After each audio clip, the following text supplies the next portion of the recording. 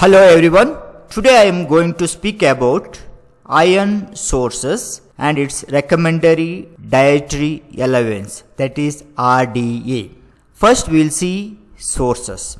Coming to the sources, there are two types of iron which are present in our diet, that is heme iron, which is mainly present in green leafy vegetables and other vegetarian sources. So here heme iron is nothing but iron is present in ferrous form, Fe2+, and porphyrin ring. And the other form of iron which is present in our diet is non-heme iron, that is ferric form, Fe3+, and attached to proteins. These are present mainly in meat, liver and other non-vegetarian sources.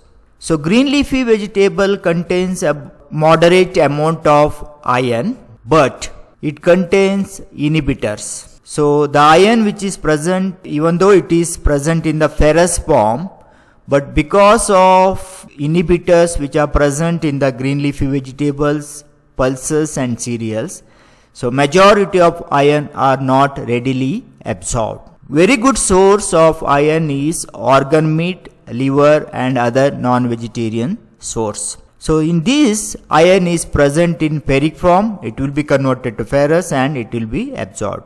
The efficacy of iron absorption is more in liver or non-vegetarian sources when compared to green leafy vegetables. This is only because of inhibitors like oxalates and phytates which are present in vegetarian sources. Egg also contains some amount of iron, especially egg yolk. Jaggery, which is prepared from sugarcane, it also contains a very good source of iron. Pulses and cereals, they contain small amount of iron. Again, the green leafy vegetables, pulses and cereals, their iron absorption, the efficacy of absorption is poor when compared to liver and organ meat. Last, we move on to recommended dietary allowance or daily requirement. Here we can divide into two. One is for adults, another during the pregnancy. For adults, the daily requirement is about 10 to 20 milligram per day. Here, the adult female requires more iron when compared to adult male. This is mainly because adult female, the reproductive age bearing female, they tend to lose about 20 to 30 milligram of iron every month during menstruation. So the physiological loss, that is why their requirement may be from about 15 milligram to 20 milligram per day, whereas adult male, they require 10 to 12 or 10 to 15 milligram per day. During pregnancy and lactation, they require more iron, that is about 40 milligram per day.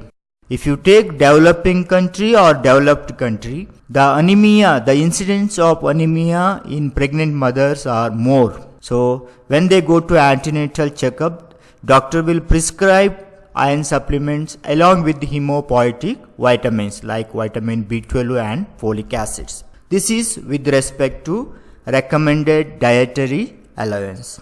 Coming to the iron absorption, the site of iron absorption is small intestine. So I already made a video on mechanism of absorption of iron. I will put it in the description box. If you want, please watch that video. And as I mentioned, there are two forms of iron in our diet, heme iron and non-heme iron. So heme iron is mainly present in green leafy vegetables, whereas non-heme iron which is present in organ meat or liver. And the iron which is present in heme iron is ferrous form, whereas iron which is present in the non-heme iron, dietary iron, is ferric form. It will be converted to ferrous. You can watch the mechanism of iron absorption video for more information. So whatever dietary iron, not all iron will not be absorbed. So what is the efficacy of iron absorption? About 10 to 20 or 10 to 15% of iron which is present in the diet are going to absorb. That means the efficacy of iron absorption is very poor. Again, it depends upon our dietary habits.